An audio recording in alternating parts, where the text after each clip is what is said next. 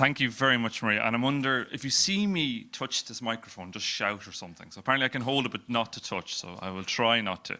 I just want to say welcome, everybody, and I'm incredibly honoured to be speaking here at the 3rd annual SLAPP's conference. And when I think about how far we've come, I think we really should start by acknowledging that when this conference was first held, and I was here in 2021, the issue of SLAPPs was hardly headline news. I think 2 years ago, many people didn't even know what the acronym meant. And that's no longer the case. And I think that it is thanks in huge part to the great work of the Foreign Policy Centre and the entire UK Anti-SLAPPs Coalition. I think we should all say well done to them for this.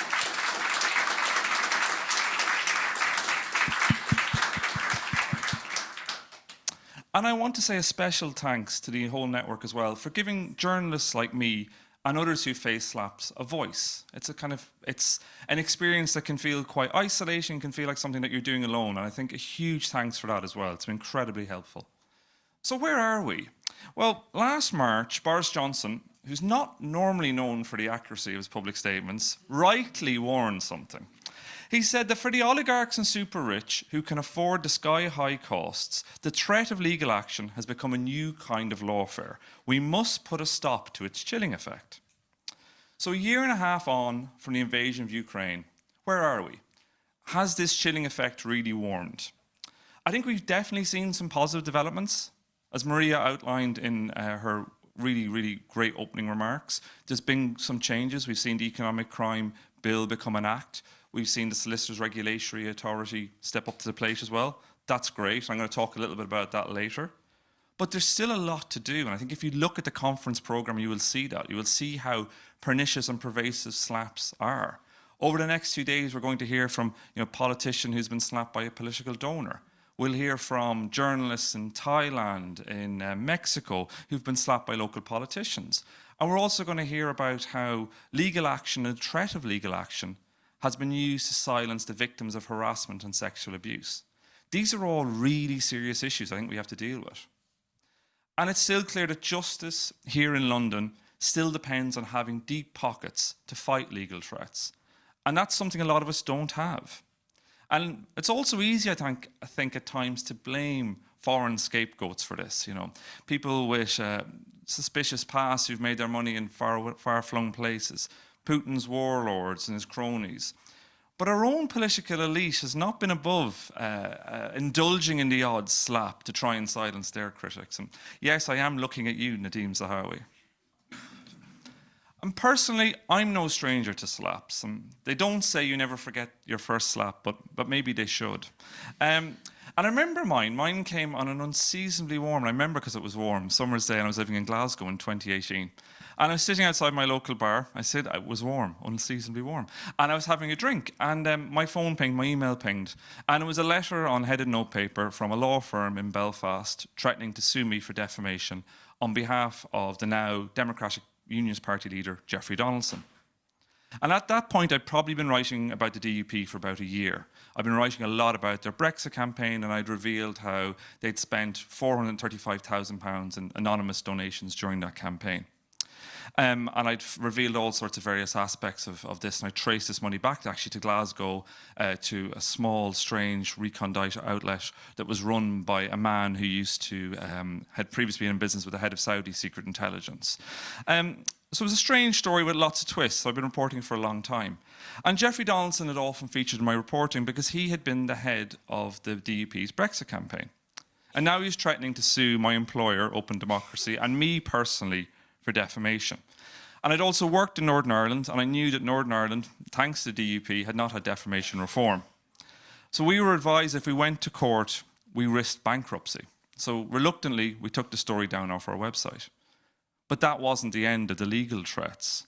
Donaldson issued proceedings in Northern Ireland against me and against Open Democracy. I never ended up in court. The saga dragged on for about 2 years and eventually was timed out. But those 2 years cost a lot. We spent months in expensive legal back and forth trying to, as part of this case, time and money and resources that would have been better spent on journalism. But personally, it took a huge toll as well. There was sleepless nights, it damaged important relationships, and it caused a huge amount of stress. Many victims of SLAPPs, as we've heard at these conferences over the last few years, have similar stories, and we'll hear some of them again over the next 2 days. And unfortunately, my first SLAPP was not my last. Last year, Open Democracy, where I was by then the editor-in-chief, received a legal threat from a UK-registered shell company called Jusan Technologies Limited. And we had reported that Jusan held billions of dollars in assets that were ultimately controlled by the Nazarbayev Fund, whose chairman is a former dictator of Kazakhstan, Nursultan Nazarbayev. And Jusan Technology contested our claims. So Jusan eventually sued Open Democracy, as well as the Bureau of Investigative Journalism and the Telegraph.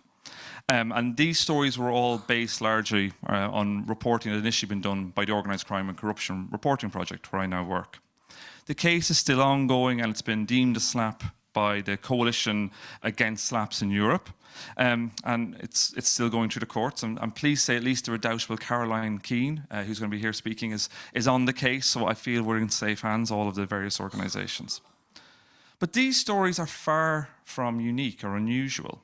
Some of our most celebrated journalists have been SLAPPed, and we're going to hear from some of them over the next 2 days. Tom Burgess, Catherine Belton, Carol Cadwallader. But I also think it's important to remember those cases that we don't hear about. Those who are silenced by legal action, a threat of legal action, before even a word is published.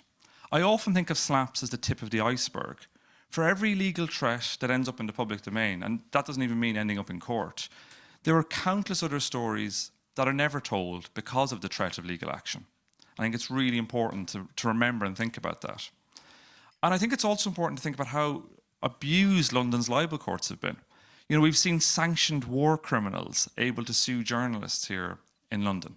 As Elliot Higgins will doubtless mention when he speaks later, he was sued personally by Yevgeny Prigozhin, the late Yevgeny Prigozhin, for the heinous crime of, well, saying that Yevgeny Prigozhin ran the Wagner Group. Elliot won eventually, but he still lost £70,000 in the cost of the case. And this is money that I think I saw Elliot joking darkly on Twitter after Prigozhin's demise, that he's unlikely to see that money again. It's £70,000. And journalists don't even need to be in the UK to be SLAPPed. Recently, I had the privilege of visiting the memorial to Daphne Caruana Galizia in Valletta. And it's a moving experience, and I would recommend anyone who gets a chance to go there.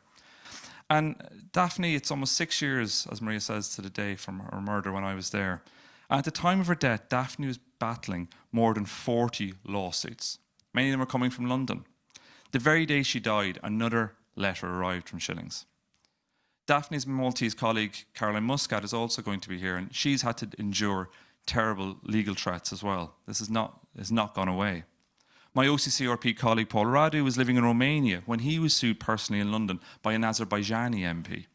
Paul has spoken publicly about this case and has also said it was one of the reasons why OCCRP decided to move to Amsterdam instead of to London. And as someone who currently mainly works from his kitchen table, I say that loss is not just Britain's, it's mine too. So why are autocrats, kleptocrats and multinationals so fond of London libel courts? What is it about London? It's probably not the weather, judging by today.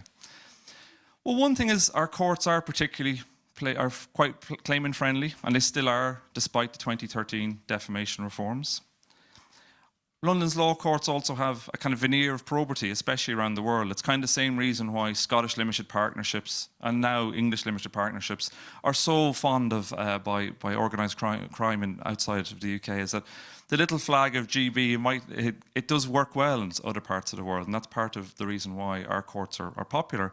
But also, I think it's important to remember as well that one of the reasons powerful people can sue in London, they do sue in London, is a lot of the kind of anti-corruption activists and the people who are pointing attention to what they're doing in far-flung places are based here in London. So it's about silencing those people too, and the journalists here in London from covering those cases. So to return to this title of the address, how far have we come? In some respects, I do think it's a long way, and I think we really should be proud of what has been achieved, and those people who've driven it forward should be rightly proud of it. You know, as of last month, we have the Economic Crime and Corporate Transparency Act that gives UK judges new powers to throw out a claim before trial if they feel it has been an abusive process. This is new and it's important. The Act's cost protection scheme is also to be applauded. The Sanctions and Anti-Money Laundering Act has been amended. It was amended earlier this year on the back of the Prigozhin story to explicitly exclude money sent to the UK to pay for legal advice and litigation. That's important too. And I was heartened to be invited recently to a new Department of Culture, Media and Sport Select Committee that's been set up on SLAPPs. So it suggests there's a cross-departmental interest in this issue in government. That is to be applauded. Fleet Street, where I've often worked, has shown rare unity. You know, editors from ITN to the Telegraph have all come out urging action against SLAPPs. New initiatives have been set up. Maria mentioned some of them, Reporter Shield and others, to try and protect journalists against SLAPP actions through legal insurance. But there's still a lot of work to be done. The anti-SLAPP clauses in the economic crime legislation are limited to economic crime. A lot of the cases that you're dealing with and that we've reported on and others would not be captured by that legislation. And we're going to hear more about that in some of the sessions tomorrow. You know, I was heartened to hear Justice Secretary Alex Chalk say that he wants to bring further anti-SLAPP legislation as soon as parliamentary time allows. Well, how soon is that? We know we're going to have a general election soon. There's not that much time, and there's time now to do it. When will it be? I think it's great that Alex Chalk is speaking tomorrow, and as a room full of journalists, it does behove us to hold his feet to the fire a little bit and ask him, when exactly will that be? When will we see this anti-SLAPP legislation? It's not for the lack of, of model laws. I think it's great to see the UK Anti-SLAPP Coalition has done just that. It's done the hard work of putting together a model law, which would do important things like allow judges to dismiss abusive cases early, before costs start to mount, which is one of the biggest issues. The costs involved with this can be eye-watering. Even before you step foot in court, you can have hundreds of thousands of pounds worth of costs. That's so important for journalists and journalism. And also, there's other things that they would do, like cap costs, again, really important. And that would also force claimants who bring vexatious suits to pay damages to the defendant. Together, all these different aspects of the model law would make a real difference. We need this to happen. I think the delays have to stop. There is no more excuses. This is what is needed. I'm also pleased to see the Minister John Wishingdale speaking later today. And I think it's a good chance to ask him about this DCMS task force, which is aiming to improve the situations for journalists, which is great, but is trying to do so without spending any money or introducing any new legislation. I think we can all agree that's quite a tough order. So I think a bit more meat on the bones on that would be good too. And I think there's some other reasons to be less than cheerful. There has been, and I think we need to acknowledge it, some growing pushback from one of the most important constituencies in the SLAPP conversation, the legal profession. And as a journalist whose life has been turned upside down by SLAPPs, I was, I think to be polite, disappointed to see recently that a new group, the Society of Media Lawyers, wrote to the Law Society to complain about what they called the media and regulatory frenzy around SLAPPs. The eminent lawyers said, and I quote, "There is a complete absence of independent evidence to support," end quote, the view that SLAPPs are a real issue that requires a legislative response. I'm sure it's just a coincidence that quite a number of the names on this new organisation happen to work for law firms and have been very involved in SLAPP cases over the years. Purely a coincidence. But it also speaks to a wider problem. While we have seen these legislative and regulatory wins, and we're going to talk about them a lot and what their implementation means over the next 2 days, there is still a culture in certain parts of the legal profession that tolerates and even protects SLAPPs. Right now, there seems to be no shame in representing an oligarch to silence a journalist in a London libel court. I think this needs to change. Many of the worst offenders, and we all know their names, have branched out into other aspects of work. They're now doing reputation management. They offer everything from PR services to SEO laundering, alongside the kind of more traditional hard-nosed libel tactics. And also, it's not just defamation law that's been used to silence journalists and others. Law firms are increasingly using data protection. They're using privacy laws to help their clients to silence public criticism and to stop inconvenient facts getting into the public domain. And as we all know, what happens in London doesn't just stay in London. It's one of the reasons it's so important that we're having this conference here. It's not just an inward conversation about what happens in this jurisdiction, what happens down the road in Westminster, what happens in London can have huge ramifications outside of the UK. I recently spoke to a journalist in Myanmar who's working in one of the most difficult circumstances you can imagine as a journalist. And they told me about the repression at the hands of the brutal military junta. They told me about the threats to journalists from this vicious regime. But they also told me about something surprising. They told me about the threats they received, the legal letters they received from blue-chip London law firms looking to silence stories about what's going on within Myanmar.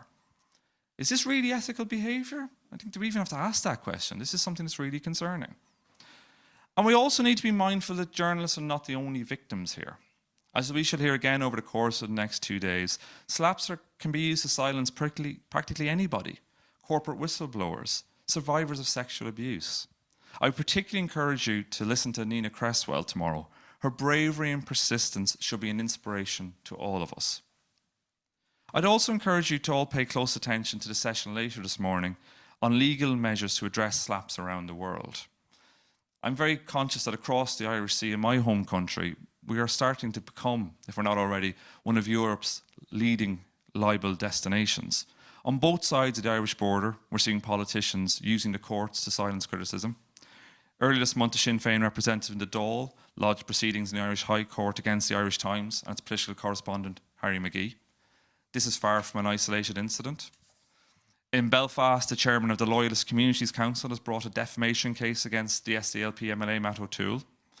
And actually, a few years ago, a veteran Northern Irish poll corps said to me that the parties in Stormont in Northern Ireland treat newspapers like ATM machines, paying out in a libel case. They're never going to appear. They know that they can just go up to a newspaper and say, look, we're going to threaten, even just the very threat of a lawsuit is enough to silence people. And that has a huge chilling effect. Going back to this idea of chilling effect that Boris Johnson brought up, all of these activities have a chilling effect on journalism.